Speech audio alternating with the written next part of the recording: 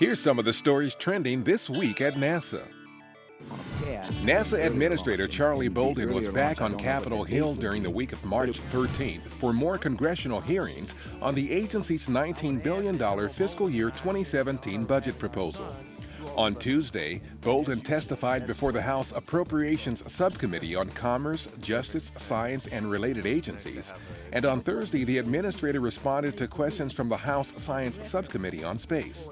The budget proposed by President Obama will fund NASA initiatives to send American astronauts to Mars in the 2030s, expand our knowledge about our universe, and improve the quality of life on Earth as well as the health of the planet itself.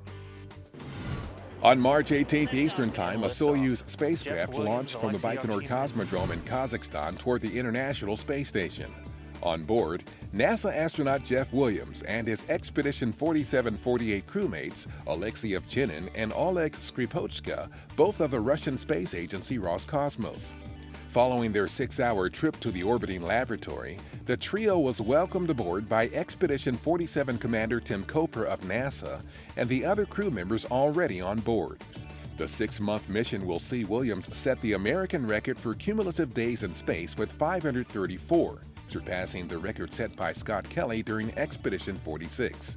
This is the third space station expedition for Williams, which also is a record.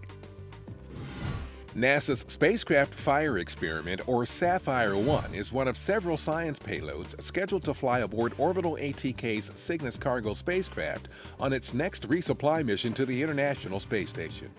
The Sapphire Experiment, developed at Glenn Research Center in Cleveland, is designed to help researchers better understand how fire behaves aboard a spacecraft outside of Earth's atmosphere. The mission also is scheduled to deliver the second generation of the 3D printer currently being used on the ISS. The Orbital ATK CRS-6 mission is scheduled to launch from Cape Canaveral Air Force Station in Florida on March 22nd at 11:05 p.m. Eastern Daylight Time.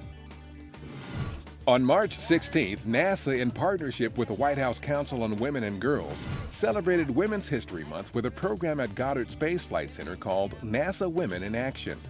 It focused on women making an impact in science, technology, engineering, and mathematics, or STEM careers. The event featured NASA Deputy Administrator Dava Newman, NASA Deputy Associate Administrator Lisa Rowe, Ellen Stofan, the agency's chief scientist, Johnson Space Center Director and former astronaut Ellen Ochoa, and guest speaker Joe Handelsman, Associate Director for Science, White House Office of Science and Technology Policy. Goddard's Deputy Director for Technology and Research Investments, Crystal Johnson, served as the moderator. The European Space Agency's ExoMars 2016 mission launched from Kazakhstan on March 14th with 2 NASA radios on board that are designed to provide communication relay service for rovers and landers on Mars. Even though the spacecraft will take about 7 months to reach Mars, the first in-flight test of the twin Electra ultra-high-frequency radios is scheduled to take place in about 6 weeks.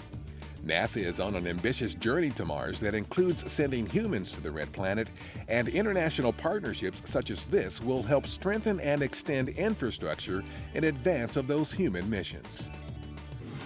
Jason-3, the U.S. European Oceanography satellite mission with NASA participation that launched in January, has produced its first complete science map of global sea surface height. The map, which includes data collected from the first 10 days of observations after the satellite reached its operational orbit, shows the state of the ongoing El Niño event that began early last year. Jason-3 will enable more accurate weather, ocean, and climate forecasts and help global weather and environmental agencies more accurately predict the strength of tropical cyclones. And that's what's up this week at NASA. For more on these and other stories, follow us on social media and visit www.nasa.gov/twa.